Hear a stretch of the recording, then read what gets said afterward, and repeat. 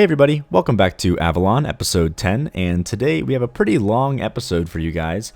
Lots of things to do, and really focusing kind of around the areas immediately outside of the gigantic skyscraper we built last episode, primarily focusing on the urban development, some big skyscrapers around this area, and kind of developing our skyline a little bit, sort of figuring out how that's going to look, but also touching on some other things, infrastructure related, and focusing on developing the highways a little bit and figuring out where it's going to go from here, coming out of the downtown area on the other side. So the first thing we're doing, you might notice, looks a little bit wacky. We are doing something that I've been thinking about a lot since I first designed these underground freight connections. So of course we have this freight line that goes straight underneath the downtown area, then it cuts a little bit to the right and hits the other freight terminal on the other side. So with all of this underground freight rail line, I wanted to have some of it exposed in certain areas, and I had this idea of having it kind of pop in and out of the underground area using these sunken rail assets. So that's what we're doing on either side of this gigantic skyscraper, and we're kind of just like setting this up right now. I'm doing it sort of on both sides at the same time to save some time. I'm also using some tricks here and there to save myself the sanity of trying to draw things like these, these, what do you call them? I guess they're the retaining walls or whatever. But drawing these in the actual sunken area would have been a nightmare, and also doing all the fence work and stuff in this area would have been a nightmare as well. So again, we're going back to sort of designing things outside of the downtown area and then moving them in as we work, which is a very good technique for any kind of layering you're doing, because all this like mismatched terrain and all these glitchy, terrain spots where we're sinking things into the ground is definitely going to be tough to work with if we don't do it like this. So utilizing this really awesome new pavement texture that I am a huge fan of. This is like a really gorgeous texture. Actually, it is from the, I'm going to totally get this name wrong. It's like the I don't know, something Frost. It's the it's the theme that I'm working on, and it's made by Hadesi. So if you go to the Steam Workshop and you check out my collection, I think the very top, or one of the very first things in the collection is this map theme. And basically what Hadesi did, I hope I'm pronouncing her name right, but she actually released a second like variant of this map theme, and it's called like an add-ons. It's like the name and then plus add-ons at the end, and it's really just like a second version of the theme with a whole bunch of new textures. So I don't think that the add-ons one is really made to be used as like an actual map theme, but if you have Theme Mixer like I do, you can go into Theme Mixer and swap out some of the textures, and one of those is this really gorgeous pavement texture. So huge shout out there. This is a really awesome texture, and I think it really makes this whole series look much better. I'm a much bigger fan of this pavement texture over our old one. So I'm also designing this elevated rail network. You might have seen that very briefly, but we're going to have this split a little bit, because not only are we bringing it out and we're going to have it connect with the same line that the freight connects with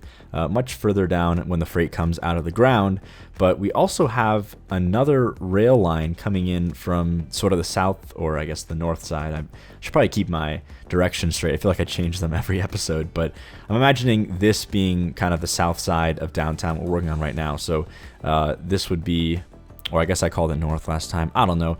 From this area, if you go out away from the central point, there is another connection to the outside via a rail. So I want to have another rail piece branching off in this direction, and I want to make sure that we have really connections to every single outside point into the central station.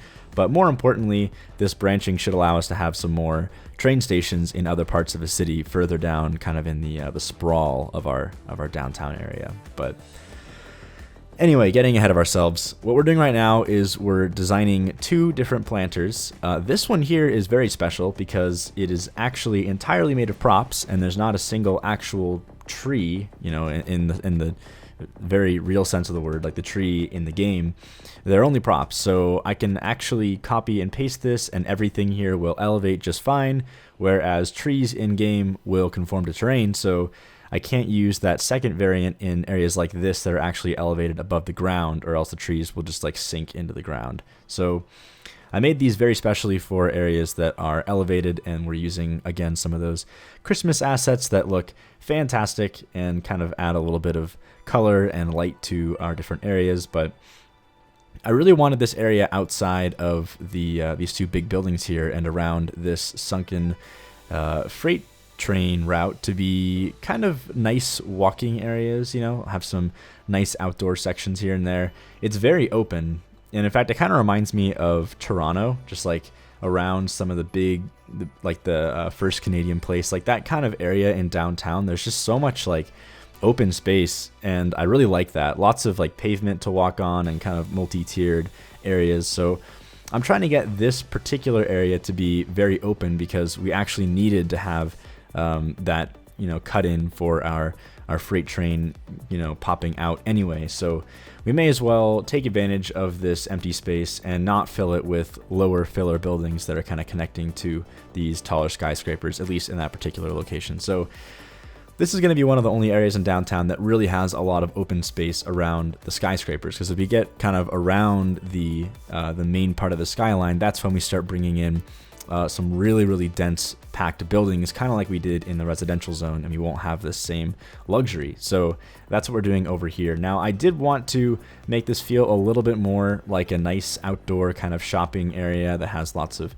commercial, and you're really just going to see like pretty much every single opportunity to add shopping centers. I'm going to take it.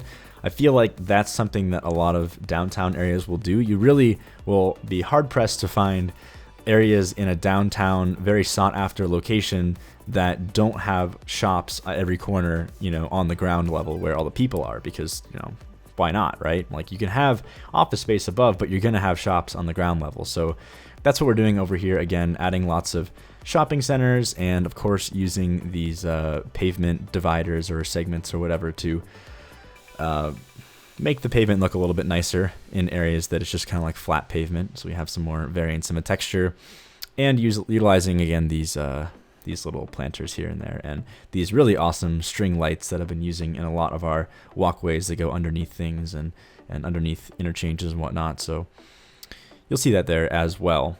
Now getting into this other side over here, we actually are using I think this is actually the Aeon building, not the First Canadian Place, but we will have the First Canadian Place somewhere in this build, just not here. But it is a very gorgeous building, so we'll have that one there as well. Now, this side is a little bit different. There's going to be lots of open area like this side we're working on here right now. We're actually adding some cool little lights in here that I kind of am a fan of. Again, going back to that glowing blue color that I kind of like to have underneath all of our all of the sort of underpass type roads. I think look pretty cool to have some blue lights on. But anyway, this side over here is going to be a little bit different.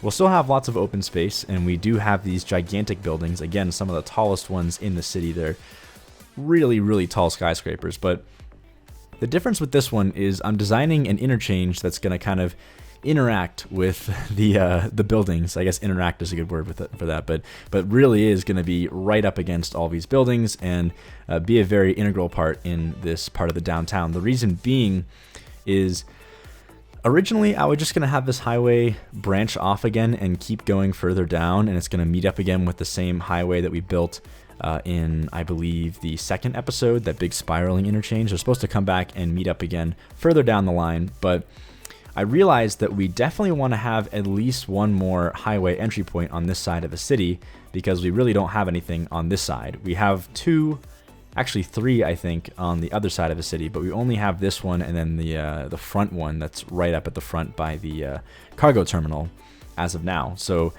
what this is going to be is a little more than just your standard interchange. I actually want to have a full-on branch off that turns into an avenue. And the idea with this is not only to have the highway become an avenue, but I want this avenue to be offset a little bit and to start breaking up our grid. Because while I am using a grid to design this, especially in the very, very downtown, like skyline part of our city, I do want to have some more variance in our road layouts and our grids and whatnot, and kind of get away from just like a standard grid as we get further away from the downtown area. And we'll definitely have a lot of variance in the roads as we get much further away. But just in this immediate area, we're going to have some shifting of the grid, and this is going to be sort of the catalyst for that shift. So this avenue will define the point. And the interesting thing about this, actually, this is something that happens in real life. And you might wonder why things like this happen. Like, why is it that where a highway will enter onto, the highway enters at like some odd angle in the city, and then everything beyond that now follows a different grid? Like, why does that happen? And it is like a real occurrence in real cities. And it's usually because the city is expanding and they need to add more roads, and they'll take that opportunity of adding in some new critical point, and that kind of marks the new expansion point. That marks another kind of, it's almost like a growth ring for a city, as if like a tree, a tree has growth rings. It's like a growth ring. So it's interesting how these things develop, but I did feel like it really added a lot to our city to have some variance in the grid. So this side will have a split to a different angle on the grid, and so will the other side of a city, to kind of add some variance again to our straight grid at this moment. And then obviously, like I said earlier, getting away from this will have much more variance and really break away from the grid almost entirely as we get out of this area. But designing this interchange was kind of interesting because it needs to be incredibly tight. I built this thing like 3 or 4 times, and I cut out an absurd amount of footage because every time that I made this, I just felt like it was taking up too much space, because it is right there. Like, it is a block away from the tallest building in the skyline. Like, we need to have skyline buildings here, and we can't afford to give up hardly any space at all for an interchange. So you can see just how tightly packed this whole interchange is, and how we can really cram in all of our skyline buildings and maintain that skyline despite the fact that there's literally an interchange in the middle of the skyline portion of our downtown, which really is pretty absurd. I don't think that there's hardly any cities that have a literal interchange like in the skyline portion of a downtown area. So certainly interesting. But moving on, we are now working on what is a nice little intersection that has some split lanes that let you get out and make right-hand turns easily. The reason why I'm doing this, and the reason why I haven't done this much anywhere else, is typically it's not necessary. I don't think that there's really any super critical intersections that are taking lots of traffic like this one will.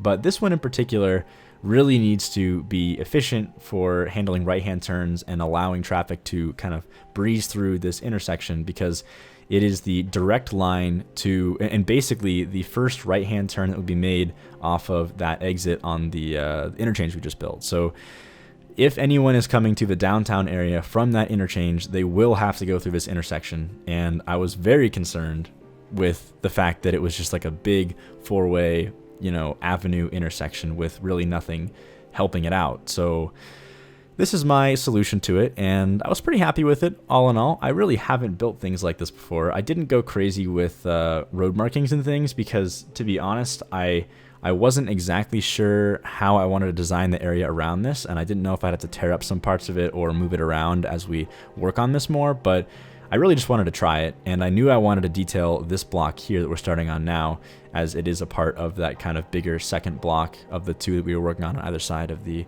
main skyscraper. So I figured we would give it a shot, see what happens, and if it works well and traffic flows well and we can fit buildings in just fine, then we'll leave it in. And if we have to tweak it a little bit, then that's no problem. I haven't really gone too crazy with it. So anyway, this is honestly one of my favorite parts of the build, and I didn't think it was going to be when I was making it, because it was kind of like, okay, well, we need to have some buildings here to fill in the space underneath this highway, and it's underneath the highway, so I'm not really imagining this being part of the nice plaza that the other kind of areas we were building are. So it's kind of divided and separated from that nice walkway we have going on behind the buildings and alongside the exposed freight line. But I still wanted to give some nice detail and have some interesting stuff going on. So as I started developing it, I realized like, oh, this could kind of be like a sort of worn down, like really start to get into that like cyberpunky feel, and have like, I use these awesome Japanese telephone lines and and power lines. That's the word I'm looking for. Underneath these highways here too. I don't know. I just that just crazy nest of telephone lines. I really love that look. So I tried to get that going, and I also used a whole bunch of pipes and AC units underneath the highway itself. So it just feels like this whole thing has like a whole bunch of cluttered tech and utility built into the underside of this highway, especially underneath all of these little shopping areas.